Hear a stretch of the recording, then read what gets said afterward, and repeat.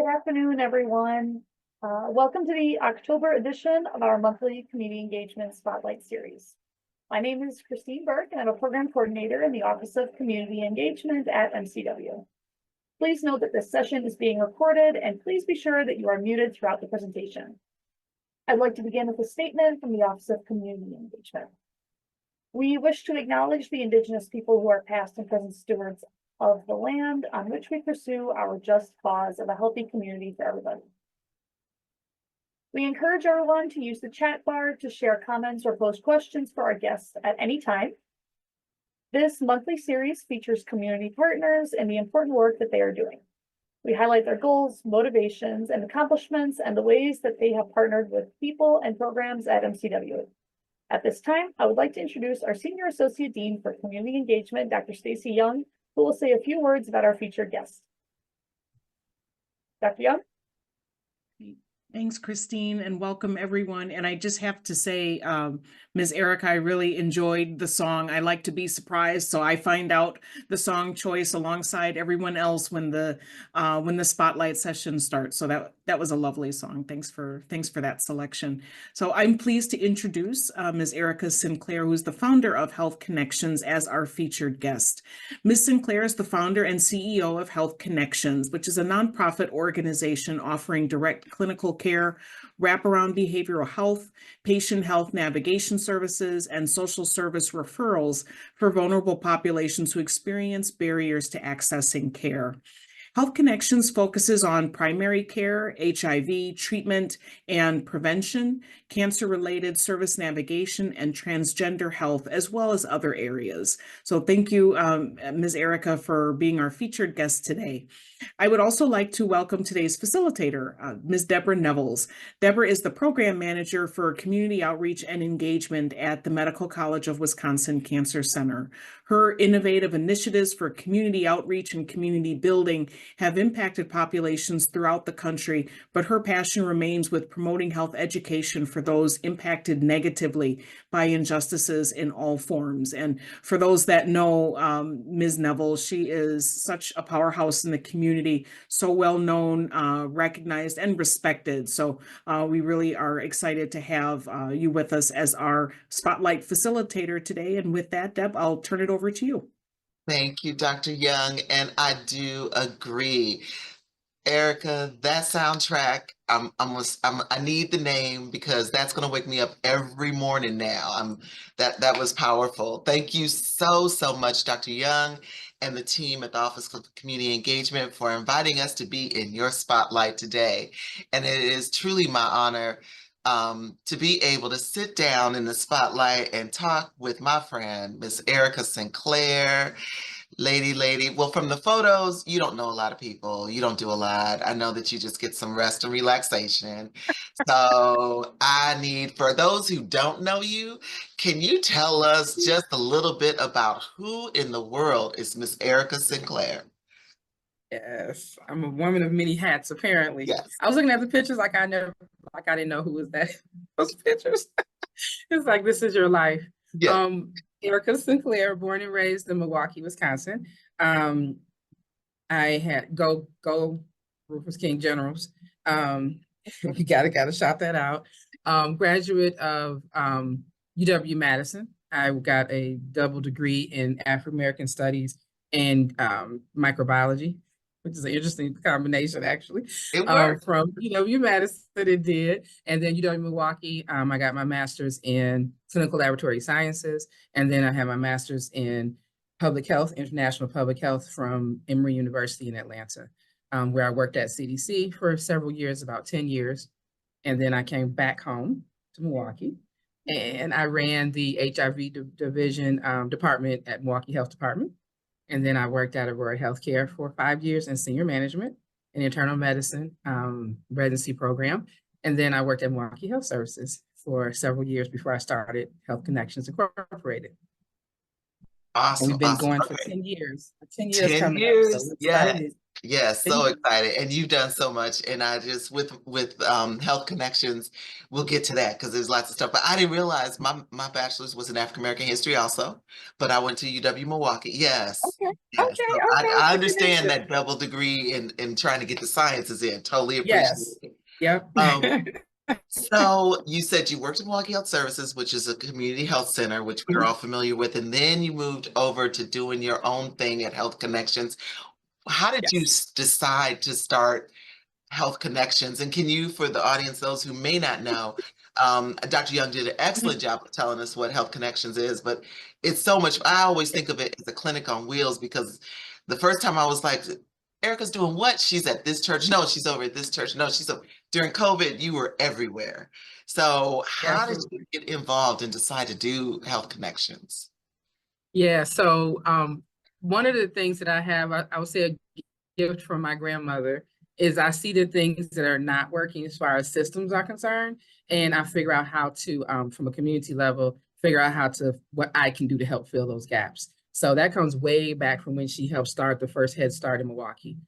So it was in our DNA to be community connected and community focused as far as the work that we do.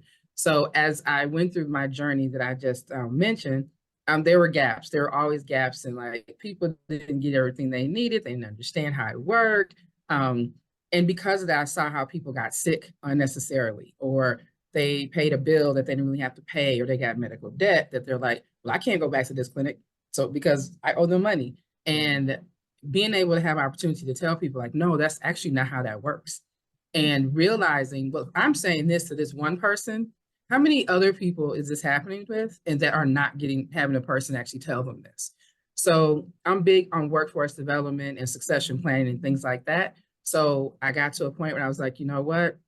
There's pieces of this in each organization I worked in. I really need to do my own so that we can just really be so intentional about how we teach people and train people as they work for us in family wage earning, wages, so that we can make sure that they understand how it works. So a lot of it is like unlearning things that we learn in doing healthcare, and learning how to have compassion and be sympathetic and train people and educate people.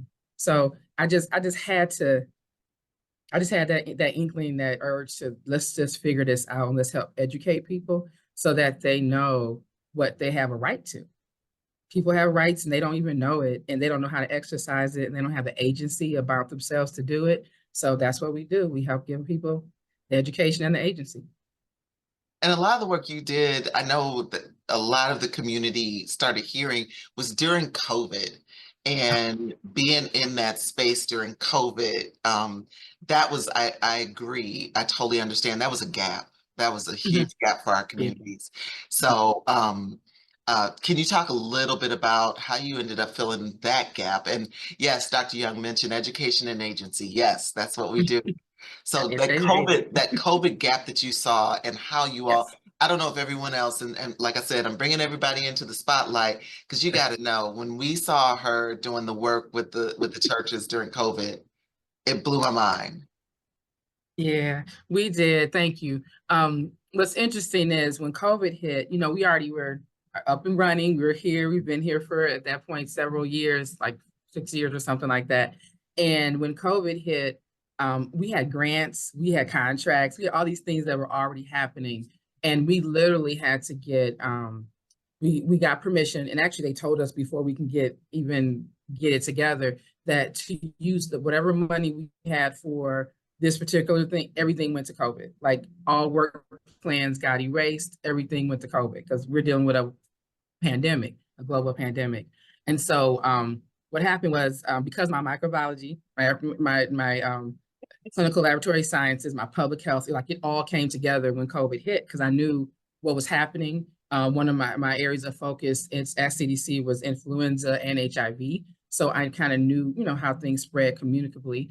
And when I tell you that one of our clients called from Starbucks and we're like, hey, what you doing at Starbucks? And it was like, I'm sick. I was like, okay, where are you at Starbucks? I said, okay, well, you need to come over. We'll swab you. We'll figure out what's going on. And when they said they were the barista that day at Starbucks. I was like, oh Lord, we need to Uh-huh. shut it down and come on. So they came and they said, okay. So it lit up red. They were like, okay, so now I have a roommate. Should I have them come? Yep, come get. And it just kind of kept going. Next thing we know, we had a parking lot full of people because they heard word of mouth that we were here doing testing, because at that point, everyone had shut down. Everyone went in the house, we were still out. So we never shut down. And so because of that, the health department started getting these tests coming in, and they saw they were coming in from our clinic, because that's how testing works. It goes to the health department and to us when it's a communicable disease.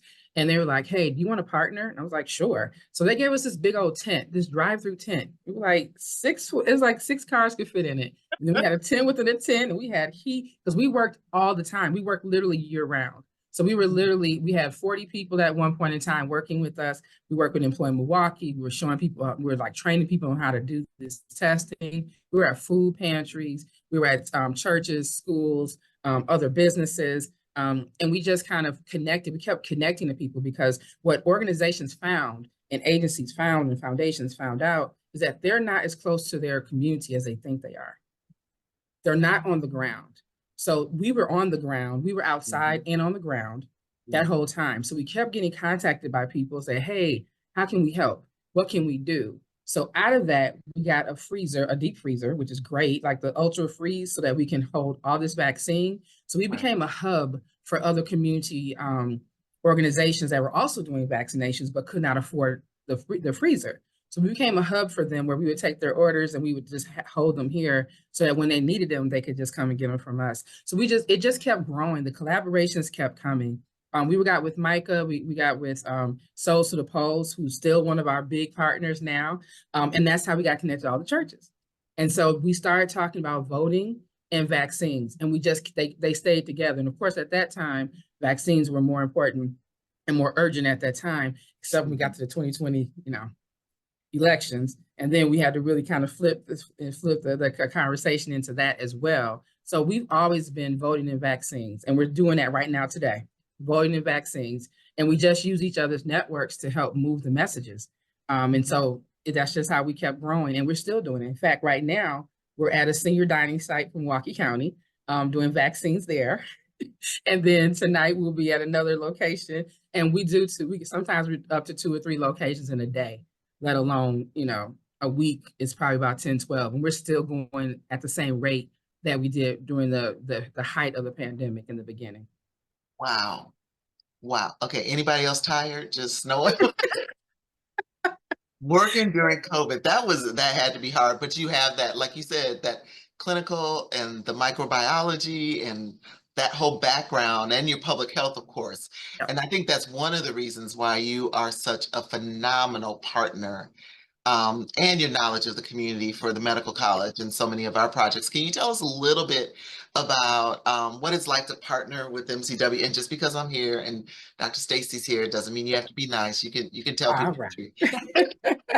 All right. No, it's been great. Awesome. So I have my uncle that passed away, Uncle Bobby.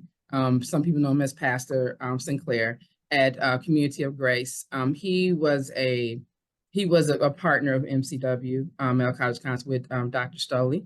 And he talked about prostate cancer, because he had prostate cancer, and he treated, and he was okay, but he was such an advocate for it. And so when he passed away, and actually as he was passing away, it was almost like he handed the baton to me and said, okay, now you take my place and be in this space with Dr. Stoley. And so the time I spent with her was really in honor of, and it continued to do, in honor of him. And it was interesting, because that's when I found out other people in my family also had prostate cancer. And it was this whole thing of the secrets, the people suffering in silence, and they oh, I got it handled, we're good. And they might have been, but it's this whole thing of families not knowing each other's family history. Like, you think you know your family history, medical history, and you really don't. And that is my PSA to encourage everyone to please tell people your family history for real, because that matters in how we get treated.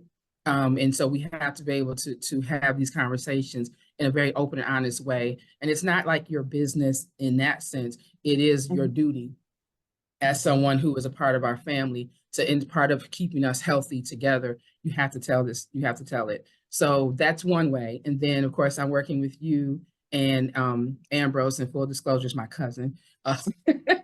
Ambrose Wilson You Brown. know, look, you're related to just about everybody. It's I okay. am. Sorry. So that's on one side of the family. And so he works with you and doing the community engagement that way. So we're working together always to help educate both prostate cancer, with any type of cancer, and trying to help with the navigation component, because the insurance and trying to figure out who to go to and keeping up with, appointments and all that, it could just be a lot. So we help with that piece of it. And then on the other side, my other family that works at MCW is Jessica Butler and David Sinclair, and they working for One for Life.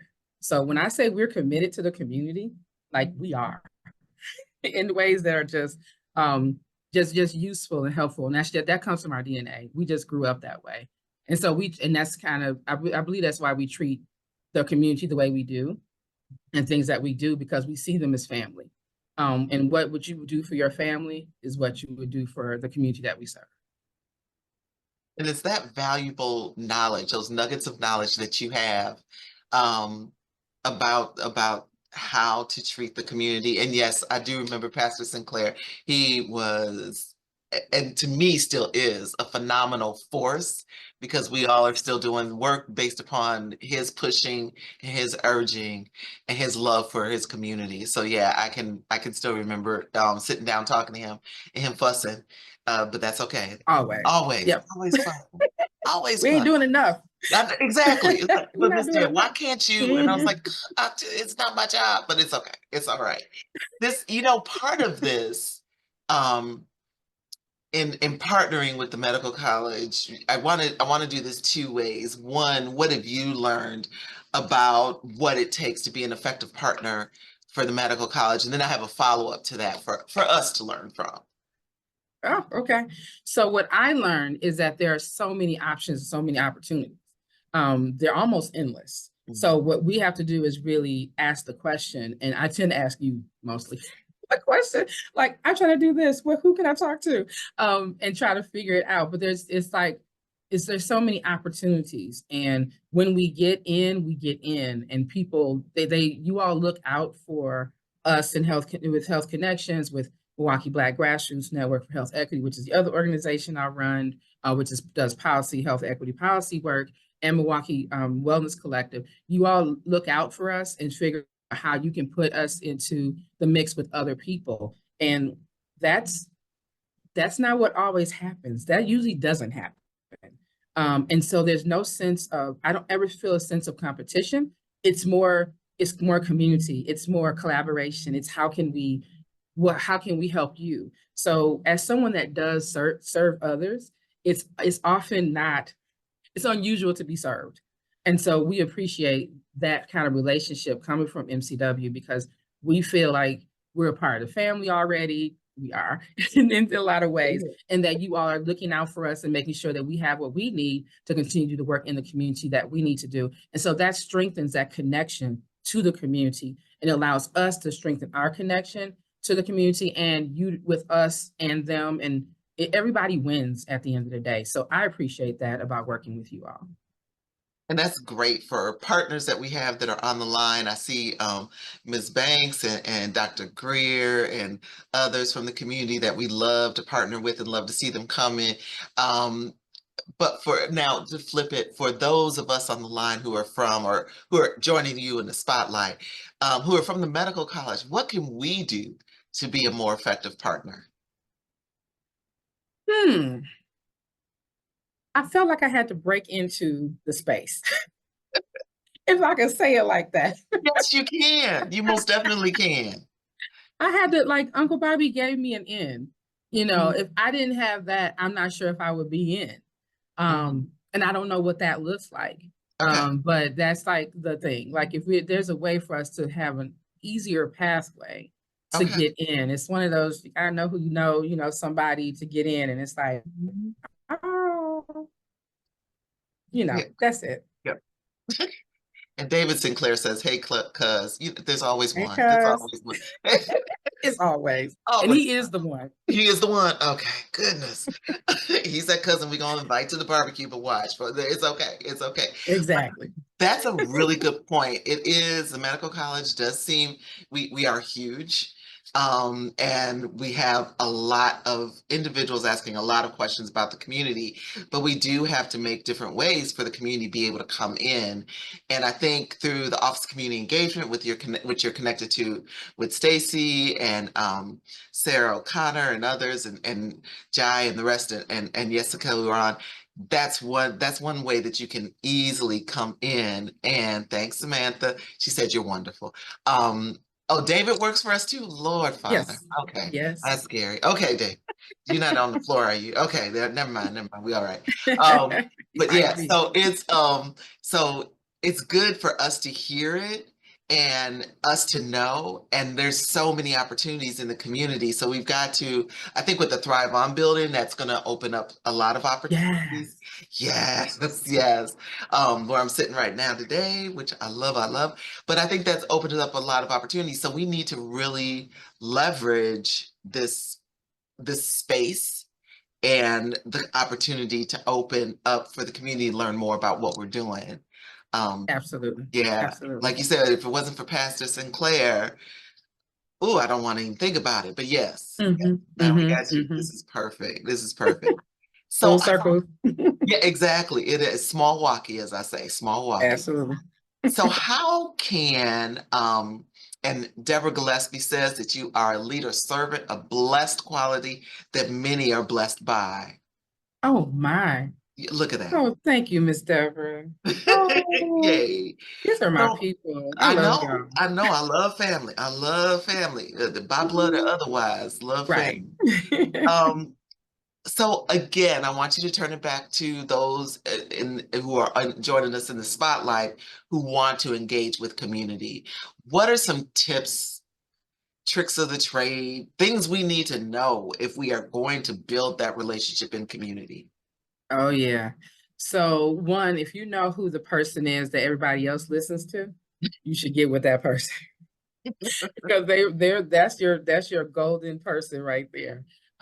Because if you can get them to understand what you're doing and agree and trust you, then that their trust extends. That's called social capital, of course. Their trust extends, and you can move bigger, faster, stronger in a different kind of way when you have that. You have to show yourself trustworthy. One of the things that I did during COVID was I was the only Black female on at the subcommittee, the ethics subcommittee for the equitable distribution of COVID vaccines and treatment. And it was statewide. And that was a lot, but I'm used to being the only in a lot of different spaces. I kind of grew up in that era. And one of the things that I talked about in that group all the time was trustworthiness. We as public health have to show ourselves trustworthy. We as people have to show ourselves trust. And if we are not, people will not fool with us. And so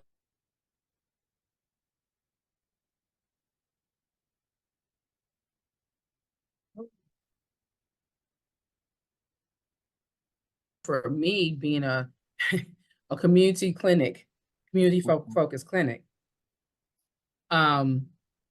what happens is, as I'm working with other entities, larger entities, I often find myself battling and trying to make sure that the larger entities don't mess up my social capital. So we have to have, it's a constant struggle between like, you want to do it this way, but that's not what the community's going to take it and do what we want them to do with it. So we have to take that in consideration. And so often the battles, I'm just having a conversation today, that often the battle is not with getting into the community, but staying in it and staying good with it. As things happen, funders change their minds. They want to do things differently. They want to show up differently. And we have to manage that. So it's being like a translator between the community and the funders. And oftentimes that could be a lot. But we have to fight with the funders so to speak, in order to make sure that we can get what we need at the end of the day. And we don't do things just for check boxes. We do things for sustainability. And so oftentimes the funder's idea about what that looks like is not the same as what the community needs. And so we listen to the community and we do our best to navigate those waters. And just like you do, if a parent, you want to hide your kids from some of the things that are happening in the background, we do that with the community all the time. We just try to be that guard and just keep them safe and keep our relationship with them good. So agree. And Dr. Greer also chimed in. Yes, the trust is so important, as well as your willingness to learn from the lived experiences of the community, your willingness to work with the community. Yes, absolutely. That social cues make a difference. We worked with a community recently and earlier this year, and it was a lot of sitting at the feet of the elders. It was a lot of that, and we did that as children. So that's a skill that we learned early on.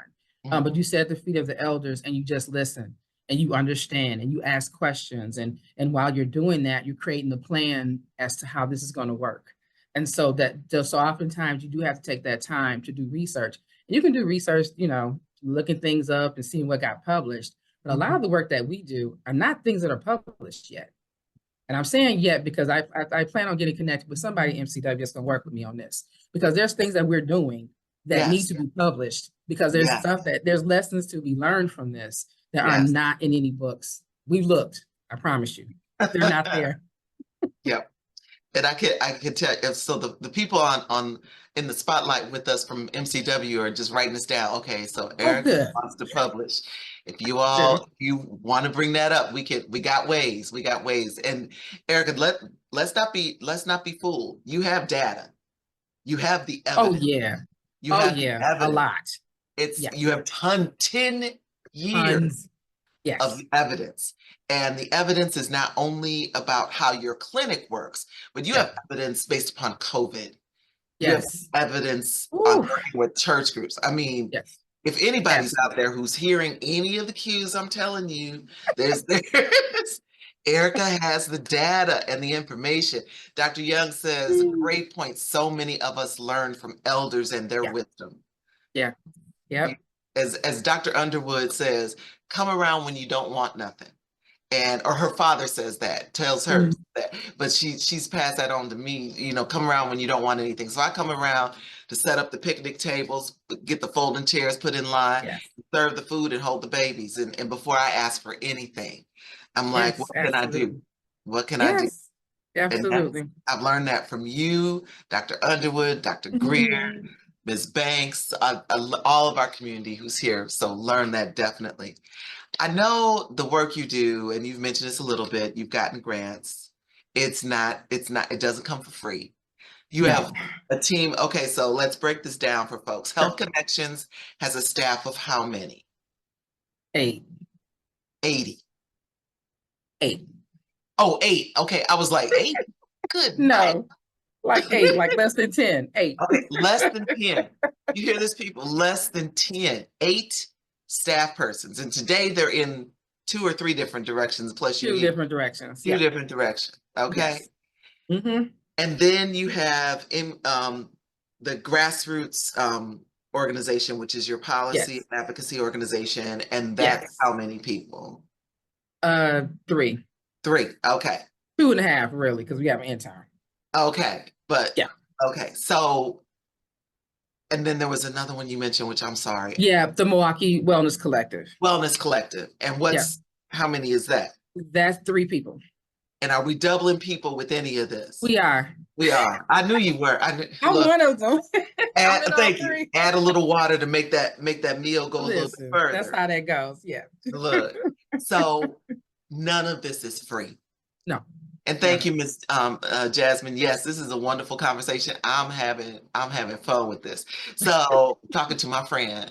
So how can we support the work? I mean, the work is so critical. And I do want to talk about, I know we just passed and I had to miss it and it was hurting my soul, but I had to be someplace else. But the Wakanda Wellness Week was one of your major fundraisers. Yes. But what else are you doing, and how can we as a community help support the work that you're doing, in addition to helping you get that data published? So I'm expecting several phone calls to come to me. Okay, okay, good. Medical college, my friends. Let's Please. talk about it so we can get this data published. But Yes. tell me what else we can do to support your work. Sure. So one thing that you do a lot is if there's grants and opportunities that come through, please send them our way. If there's contract opportunities, let's talk about it. And I say this all the time, I am praying for an endowment. Like, we need money. We need money not to be a thing that we have to be, we always need to get money, but we need that to our foundation to be covered. The work that we do is so important, and it's so it's time consuming. It costs money. I have a payroll, and people get paid well. Nobody gets paid minimum wage around here, because we need to make sure that as we build the health system that we want to see, we have to build it from the beginning to be what it needs to be. Right. And people have to afford to work for us and do the work that we do. So we need for donations. We're a 501c3. We have our website, healthconnectmke.org. So you always can donate that way. Definitely we work, as you can see. So grants and opportunities that way. And if there's ways that if you see us in the community, there's opportunities for us to be exposed in spaces. Come and serve you all with whether it be vaccines, education, workforce development assistance, guest speaker in classes and courses and things like that. We want people to know what we do and how we do it, and so that we can grow this movement of getting people to understand what we do, how we do it. They can do it as well, and they can infuse some of these principles into what they do. That's how we're going to change the workforce and healthcare from the inside out, which is why we had to be in it in order to help change it. And we have to help people understand what needs to be unlearned so they can learn the new stuff. And then be able to understand the current situations with healthcare, because COVID changed a lot. COVID changed healthcare in a lot of ways. And if we weren't already doing healthcare before COVID, we wouldn't understand the nuances of what needs to happen now that COVID is here and it's not going anywhere. It's still bad. People still need to get vaccinated. Yep, I'm doing a PSA. You get vaccinated with, you need COVID and you need flu. And please work, we can get that done. We're available. We do homebound vaccines. We come to people's homes. We don't even ask you all the questions. Just, you need it at the home, we're here. So call us, we'll get to you. We have no problem doing that. And we cover Milwaukee County. And again, that's an effort that is not fully funded. Those that are uninsured, for example, we don't have the uninsured vaccine that we have right now, which means that somebody doesn't have insurance, we have to buy that vaccine still. There's no free vaccine anymore.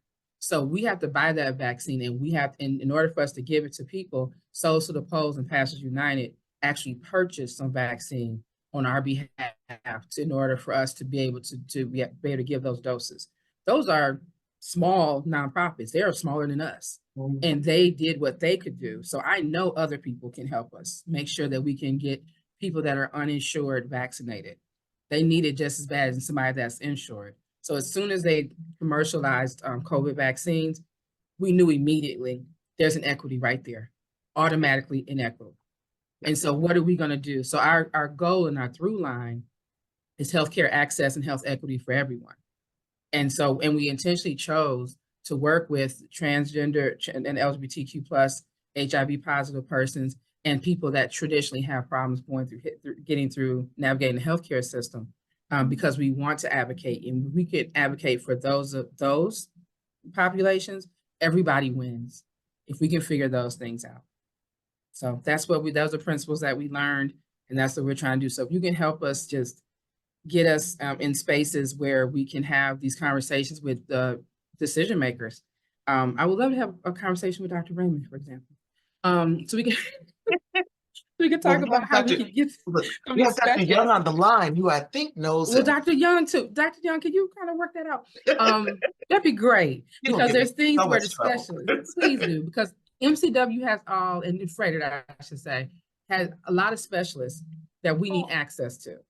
And so if we can figure out ways to get access as a community health clinic, have access where our patients want to stay with us as clients, and they don't have to just turn over everything to you all, that there's a way we can work in partnership so they can maintain their connection with us, but also get the specialty care that they need. So that's what I would love for us to have. That's on my wish list. Awesome, awesome. So Jessica, thank you so much. She put in the link to make a donation to Health Connections, Inc. And also David Sinclair mentioned the medical college can include Health Connections in research projects. Yes. And let's talk about research on the front end. As Ericka has mentioned, there's, it's her connections and her social capital is the goal that so many people want access to. So if you get community on the front end to help support the development of the research, you will probably have a better chance of being successful in the research. So our pull for community-based participatory research that actually has community before the dollars come in. And then also community research projects and dollars that affect the people we serve and that will keep the community connected. And as I always want to say, Dr. Sinclair, I don't know. Someone's just putting it That's on okay. my You soul. prophesying. I Yeah, I'm got you. You prophesying. There we go. prophesying. But yeah, what Erica's saying is, there's connections to be made, and there's still room and space for those connections. And drum roll, please. My very own Dr. Young said she'd be happy to help with a conversation with Dr. Raymond. So, This yeah, is like Christmas, y'all. This is like, I'm it's such a nerd. This is like Christmas for me. Thank you. Thank the you, Dr. nerd. Young. Be the nerd. That's Dr. Young. She sees it and she will make it happen. She will do her best. That's Dr. Young. So you've talked a lot. I mean, and we've learned a lot. Let me just back up and ask one question around the grassroots effort and the wellness. I'm not saying it right. Say it right. Milwaukee Wellness Collective. That's okay. The Milwaukee Wellness Collective and what's the Milwaukee. So the one that now that's a name for you. Milwaukee Black Grassroots Network for Health Equity. What she said, both of those entities, there are opportunities for volunteers to help support the work also. Okay, so Absolutely. we will make sure that information is also included when you get into Health Connections. You should be able to find most of it, if I'm remembering the website correctly. But so you will find links to both of those. But it's really important to know, the donation financially, you've heard, that's definitely needed, but the voices behind the work is also what's critically needed. So for all the 43 people that were on here, make sure you get the word out that there's a need for bodies to also help. What are other ways that we can support the work that you do, other than sitting at the hem of your garment and listening? Oh my goodness. And listen. So I think supporting us when we do Wakanda.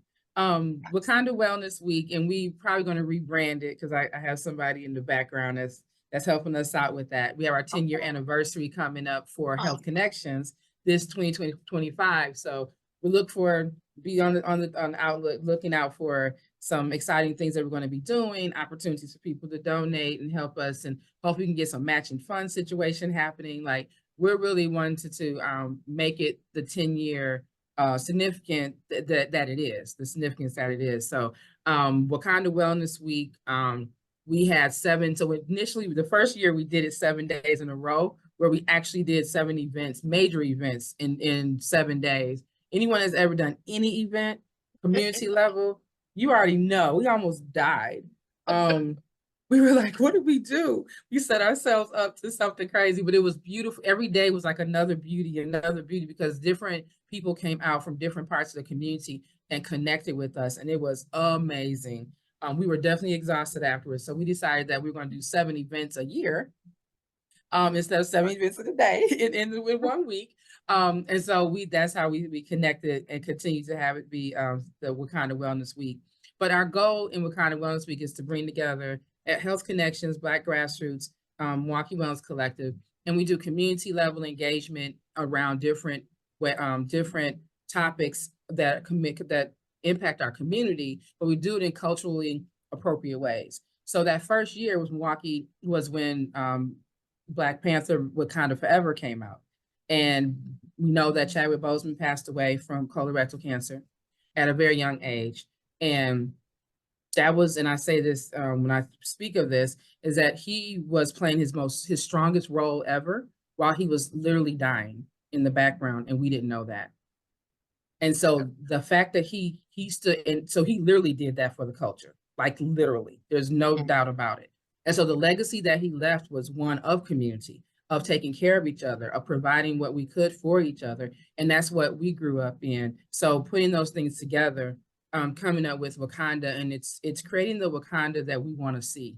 What is the community that we want to see? Taking care of each other, making sure we have what we need. What's been happening on this call even today is just a testament to that.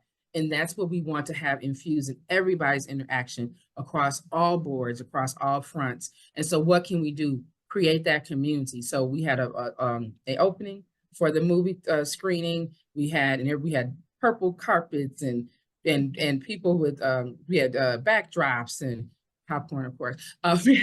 We rented out the theater. We had our PSA messaging because we're serious about our messaging. If you come to any of our events, just know you're going to get a health message or 2 or 5. Just so you know, it's going to happen. So it's just what it is, and then we'll just keep on going with the party. We did karaoke. We did game night. We had sip and paint. We had a lot of different events, and we always end up with the fashion show. So the fashion show is whatever the theme is for that year, and when I say the theme, they hit that fashion show with a message and with a cause.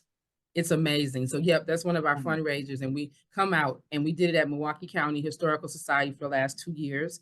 And when I tell you we transformed that space into something amazing, it's already beautiful. But when we put that runway in there, it was something amazing. So today we'll actually start dropping the reels from the fashion show. And so just watch for them. Just go ahead and go to Health Connections Inc., sign up on Facebook. Instagram, I can't remember what our Instagram is because I don't do Instagram, but I'm getting there, y'all. I'm getting there. Work with me. So my people, my younger media people, they'll take care of that, and it'll be on Instagram some kind of way. So you'll see it.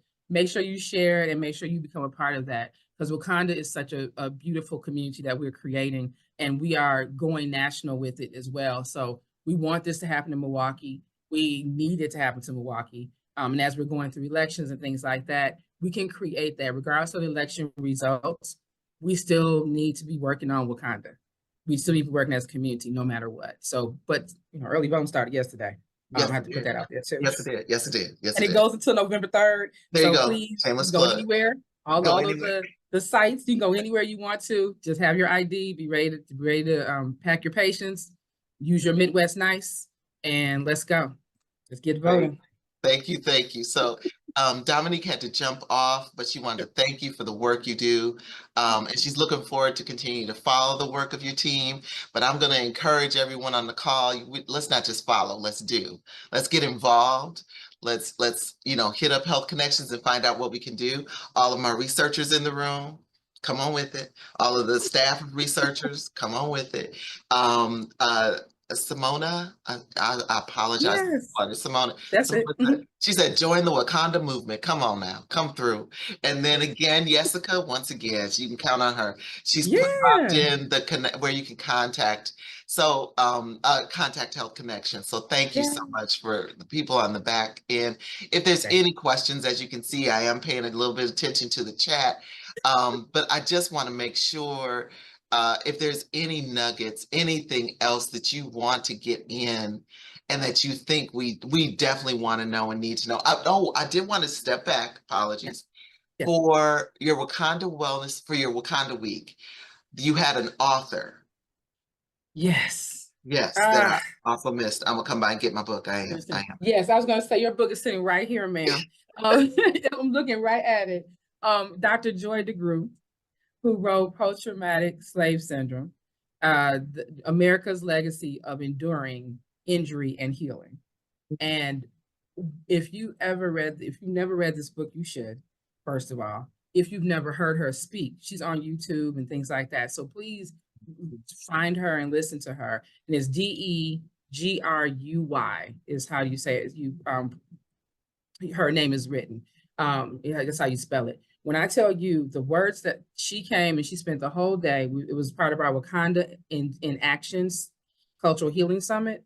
And she was a feature of that. And we will continue to do that particular series. And that's something we can get help on too, is partnering, because we really would love to have a author of that caliber come here and work with the community at least once a quarter. Because somebody of her caliber tends to go to universities. She goes to these other spaces, these other platforms. Her being at the Wisconsin Black Historical Society and the community itself, being able to walk in that door and be in her space and hear from her was magical. It was amazing, and it was what we needed. So we want to be able to continue to bring that level of caliber of speakers to the community, because, we read, we watch TV. These are people that we love too. Maya Wiley was here with Souls to the Polls yesterday. Like, we want these people to come, not just during election time. Like Dr. Greer will come anytime we have her come, but like Maya Wiley came, and we know it's because of elections, but after the election, we need these kind of people here to help us figure out how we heal, both individually, as families, as communities. So please help us with that. But Dr. DeGroove, she gave some amazing nuggets of information. And one thing that she said, and I'm so glad you brought her up because I was going there anyways, is that she says in her book, the children are watching. Yes. The children are watching. So we need to be accountable as adults for what we do and how we do it. And some of us are healing ourselves. So they need to see us healing, because they need to know that we are fallible and we are human. But in spite of and because of, sometimes we are healing and we are doing the best we can, and we're working on it. And so that they can have the tools so they can work on themselves. And so we need to be able to see that, and they need to pay attention to how we're doing things, what we're doing. And when, children, they come in this world, they are pure as driven snow, and they hear and see things. And over time, they start collecting things. Let them collect love from us. Let us collect that they can make community wherever they are. Let us collect that they still understand where the dangers are. And so they do have a radar, but they understand what to do and how to manage that and navigate that. Let's give them those kind of tools, because we're not going to necessarily be here to help every single danger they come up against. Right. But if we can just give them the tools that they know that something about this is not right, and they can tell someone, and that can help them do something about it. That's how we need to kind of make sure that we as adults craft ourselves. And so that's even as researchers, that's not even just a parent thing, that's a community thing. As researchers, as we have mentors and mentees, like, we have to be paying attention. We have to grow our next leaders. We have to grow the people that are going to take care of us as we get into the next stage. So please don't be so myopic that you only do you for you. We have to understand that everywhere we go, there is a community that we are responsible for helping to impact and continue to grow. That's our charge as a community. We have to do this. And nobody's coming, as what Pastor Lewis says, we are the Calvary. There's nobody else coming. So we're like, oh, somebody else can do that. No, that's you. Just go ahead and just do it. It's okay. Just do it. And guess what? If two people are doing it, we still need it to happen. So it's not like only one person in the world can do what you do. And nobody can ever do what you do like the way you do it anyway. So there's that. I hope that all of you are hearing not only the passion for community, but also the public health lens, because the work that Health Connections does, yes, they're health connections, but it's health in a much larger scope. It's care for the entire human, not just a body part, as Dr. McManus would say, not just a war over the body parts. No, because connected to that body is a heart, a mind, a soul, someone who needs a holistic approach. And that's what Health Connections does. I just want to go, Miss Patricia Wilson, thank you for being on. She said, great job, Ericka. Samantha, I can't see your last name. I apologize. Collier, yes. Samantha said, what a priceless experience. I love us. And Simone is on it today. She posted a picture of the book. Simone, was that mine? Is that mine that you took a picture of? Okay. Yeah, but thank you. Thank you for doing that. Christy had to jump to another meeting, but she said it was a beautiful conversation. Cheryl, wonderful conversation. And thank you, Ericka, for your amazing work. Daphne, wonderful conversation. Okay, y'all gonna keep typing, y'all so wrong. Wonderful conversations, and the work you're doing, Ericka, as a saying, African proverb, it takes a village. In what capacities have you worked with managed care organizations? Thank you, Daphne, for that question. Yes. Thank you. Managed care, Managed So care. managed care, managed care has helped me with during COVID. We did a lot of, they used their social capital with organizations, and like we got into Cermak, we got into Monterey Market. There's other spaces that we did COVID vaccines in the community. So they helped us in that way. We did a Juneteenth. We've done a lot of things like that. I actually co-lead with Dr. Greer, Milwaukee Heart Health Learning Collaborative. It's a CDC grant that has 4 more years left on it, where we're working with an 1860 catchment area that have more than 53% of the people that live there have uncontrolled hypertension. So we as a collaborative are working together. That's community people, that's managed care organizations, that's people that live live there. They have gardens. We have people that have different levels of expertise, other health clinics. Please become a part of that learning collaborative, whether you're in the catchment area or not. It's 05, 06, and 212 are the zip codes, but the catchment area is 1860 census tract. Whether you're part of that space or not, please still become a part of this learning collaborative, because we can use all the help we can. In that space, we have been able to get with the MCOs. There's the three of them that are at the table with us, and they are sharing data with us and working with us to help craft good plans for ground game. So we're using every part. We're using community organizers, we have community health workers, and we have all kinds of people at the table. So please come join us. If you're interested, please connect with us at Health Connections, and we'll get you to be a part of that. But those are ways that we work with MCOs, and we're about connecting people back to the resources that they already have. So if you have any opportunity to work with us in that space, we're creating a community health worker hub here around heart health. We're working with American Heart Association to do that. So if you're interested in your in any part of what I just mentioned, please call. We can have a conversation and get into it. Thank you. Thank you, thank you, thank you. Yes, and if you have any questions about how to get to that particular work, please let me know. Feel free to drop me a line, drop Ericka a line. I think we're all connected to Dr. Greer and being voluntold what to do, and Yes. lovingly being lovingly, always. So some more accolades are coming in. I just Wakanda Week, Deborah Gillespie said it was her first exposure to Dr. DeGrew. It was a life-changing experience. Dr. Greer thanked you for mentioning the Heart Health Collaborative. Gerald Harris, thank you for all this good work. Jasmine Jonikin over here. I don't know if you over at the clinic right now, Jasmine. Jasmine is the nurse, the freighted nurse that works over at G's Clinic, is an incredible partner for us. And she wants to thank you for all you're doing. And Taquanda, hey girl, thank you for all the amazing work. I just want to say, Ericka, so we're gonna continue this at lunch. We're gonna keep talking. Right. There's so much work to be done. I want to thank the Office of Community Engagement for this spotlight. Okay, Jasmine, you're not there today, but you know I can catch up with you. But I want to thank Office of Community Engagement under the leadership of Dr. Stacey Young for this spotlight. It is a wonderful opportunity to learn about what we are doing in the community. Thank you, Ericka. Again, Dr. Sinclair, speak it into being. Thank you and your incredible team of 833 that are really multiplied times 40 for all of the work that you're doing. Ask you again, everyone, thank you for joining us. If this inspires you, please consider supporting Health Connections, and that QR code is there. There's also a Jessica has put in a feedback survey. Please, please, please do the survey. It'll help us lead us to what we should do next. Our next spotlight, I know you don't want to miss it. Just put a hold on your calendar from November 20th. We haven't solidified who the speaker is going to be. You know, it's November, so we want to do something special. But there will be details coming out soon. So please, please, please make sure that you watch your emails, your inboxes for the next spotlight. Kelsey said, thank you. Kelsey, thank you for joining us. Thank you, everyone. Ericka, yes, India, a beautiful day.